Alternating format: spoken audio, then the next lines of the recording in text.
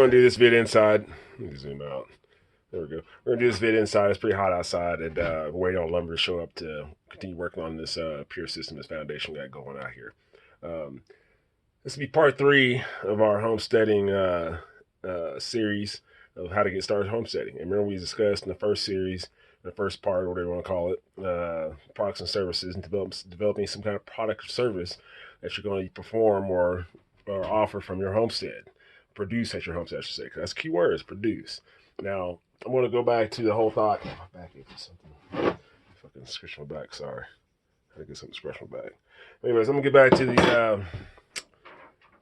the current conditions in the world and just have an analogy that goes along with what we're doing here. Now, if you look at China,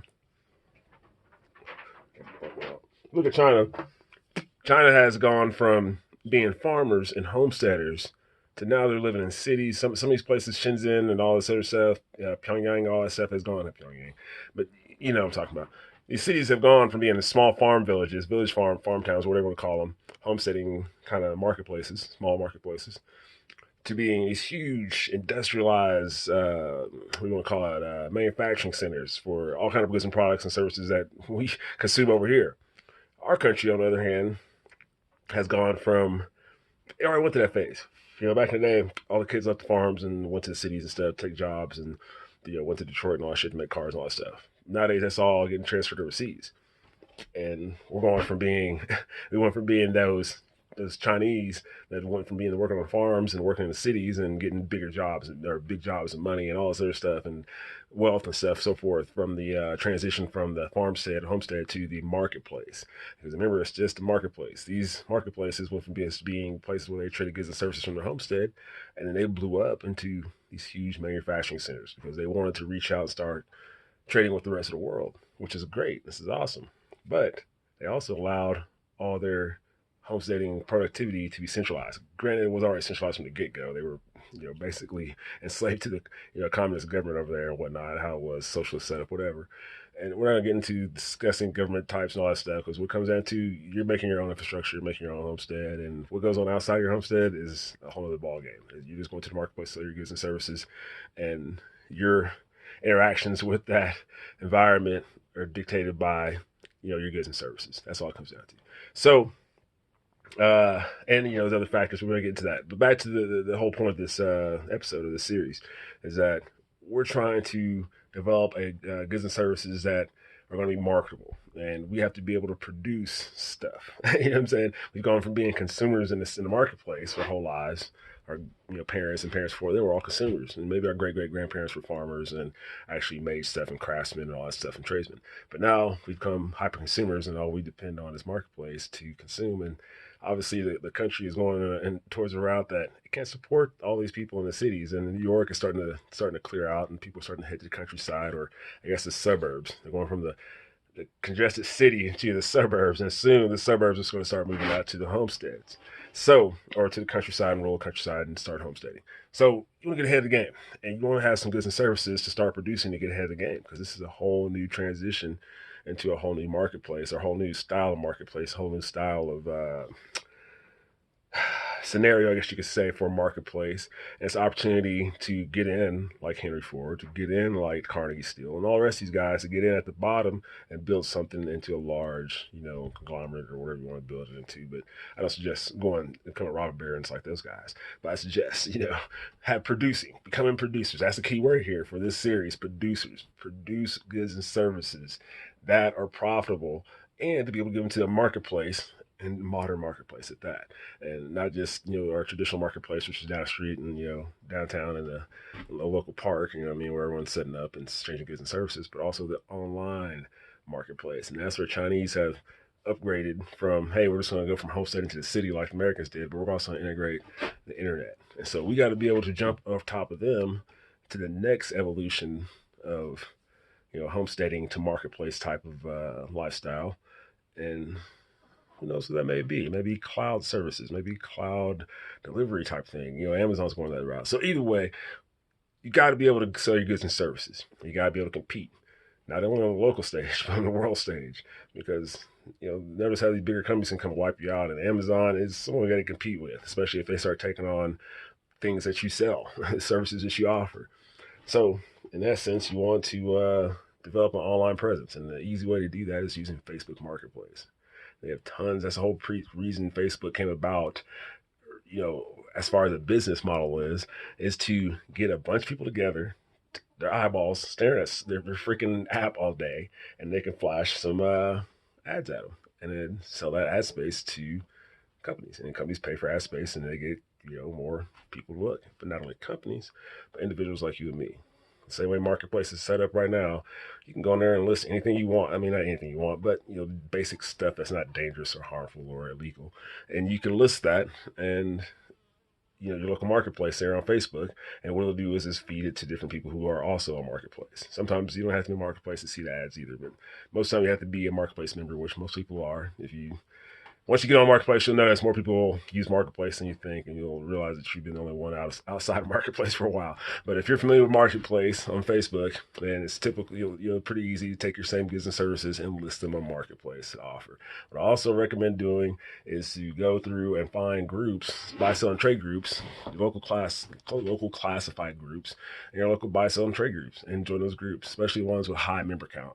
And that way you get way more exposure and way more customers and way more leads for your products and services. So not only are you going to depend on the local marketplace, you can depend on online marketplace, especially with all the coronavirus and social distancing stuff going on.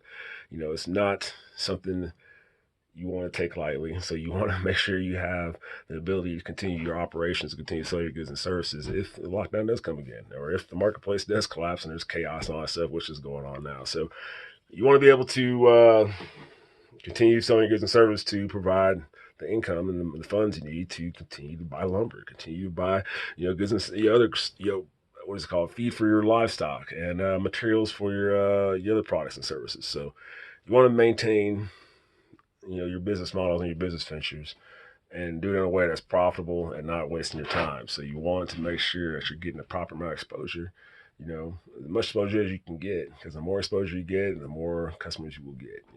I guarantee that. So if you're selling, one of your goods and services, 1 out of 10 customers, or 1 out of 100 customers, then you want to try to get a few 100,000 or a few million leads, or eyeballs, to look at your ad, and hopefully that someone sees and says, hey, I need that product or services, and I want to, make a deal with this guy and make exchange, barter, whatever, cash, whatever. So it's just a matter of getting exposure for your goods and services, because there's always someone out there needing what you have. It's just a matter of connecting with that person and saying, hey, I have what you need. So, take time right now, look what you got, to offer as far as your goods and services, and go make an ad and see what happens. You know what I mean? And look at other ads and look up what you have to offer, what you plan to offer, and look on Marketplace and see what other people are selling, and what they offer it for, what they're making off of it, all that stuff. So it'd be advantageous to kind of build your online presence and start to do some research and development of your own market presence on Facebook Marketplace, even Amazon, if you're ready, prepared to go that route, and start selling stuff in on those different platforms. So I think that's all we're going to have to say today about this part 3 of how to homestead, because we don't have much to go with today. We're kind of on a standstill right now, just waiting for lumber to show up, and not much to do. But I mean, I hate to jump ahead of that and go and do any other kind of task or anything else, because we're kind of jumping ahead of ourselves, and then there's a lot of other stuff to cover before that. So the key is you want to gather resources as far as building materials to start building with as soon as you get on your property. You want to find property, as cheap as possible, pay cash as possibly can, and you want to determine, what kind of goods and services you want to offer from your homestead before you get out there, and start selling those goods and services in your local marketplace, online, Facebook Marketplace, Amazon, wherever. Get that all ball rolling before you even head out. But if you're ready to head out, which I don't doubt many people aren't, go ahead and find some land, dude. Get some land, get that squared away, and then you can kind of start getting your ball rolling as far as what kind of goods and services can I offer from that piece of land in that region, in that area. Start researching, that area or even local area as far as what kind of goods and services or how they relate to what's being sold there. You know what I mean? So if you're going to, raise chickens out in your homestead, look around your local area and see as far as your marketplace there and the Facebook Marketplace and see what they're offering them there for, and if someone's selling there, and kind of find out ins and outs on it. You want to learn what other sellers are selling and what kind of products that are related to your goods and services that other sellers are selling, and how they're presenting them, and how they're selling them, and what types of stuff, and all that stuff. You know what I mean? So the more you know, I actually could say, the better perception you have, the better decisions you can make. So you want to gain as much knowledge and information as possible, and then go from there. Because then at that point, you have more knowledge to gain a more holistic perception on the situation or your goods and services or your marketplace. You make better decisions. So, if you got any questions, go ahead and talk, ask me in the comments there. Like and subscribe. Remember, we're giving away, ounce of gold and 32 karat plus aquamarine gem. Right now, I'm kind of working on the Sparrow Drone, which is one of my products and services, one of the high-end products. And that's another thing I should add. You want to have multiple layers, multiple levels, I should say. Kind of like a Quick Trip is a store. I know a lot of you aren't familiar with a store in Kansas, Oklahoma, Texas, and a few other places called Quick Trip. And it's a convenience store, gas station. And they've mastered the art of offering something for everyone. So you can go in there and get something that's dirt cheap, bottles of water, prime example. So you can go there and get the basic, excuse me, 79 cents bottle of water, or even a 50 cents fountain drink. Then you got the middle grade, and the Dasani and all that jazz, you know what I mean? And then you got the high-end Fiji waters and all those exotic waters up there. So you got different price levels. Boom, boom, boom. So you're attracting different customers. You're able to fill different customers with different budgets needs. And that's one of the things we do with our products and services. We offer everything from chicken eggs and to marijuana to drones, delivery drones at that. So it's one of those things where you just got to, especially with being a modern oriented homestead, you want to incorporate technology, especially off-the-shelf technology that's already been proven. You're just putting together like a recipe. You're baking up a product and service based off these ingredients, off-the-shelf ingredients. Boom, boom, boom. And then you put them together and you cook up something that somebody's going to want. That's going to be appetizing, to someone, or going to provide someone with a solution to one of their problems. So anyways, we're talking too much and dragging on. I'm kind of thirsty. I'm going to drink some coffee because I love coffee. But until next iteration here, which I think next iteration we'll definitely be doing some construction, and we'll show you some how-to on putting these piers in and throwing floor joists in and putting down OSB and putting the floor in. And the keys, and the reason you want to make sure everything's sealed up, because, building this first cabin here, it's done its job, but there's a lot of things I wish I would have done different when I built it, but it was a first-time cabin. So we all learn from our mistakes the first time. And believe me, there's some things I want to fix on this cabin after I build the next section of the cabin that's in a lot better condition the way I want it. You know what I mean? So, and then we'll come back and redo this one. But we'll discuss that here later, so where we get on to start fabricating the floor and the finished foundation for the main part of the cabin out here.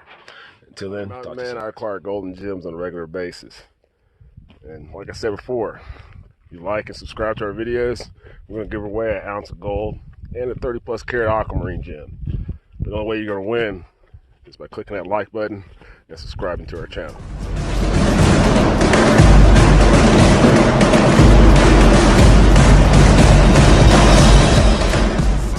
Gigantic rocks in my ears. Let's get it clear.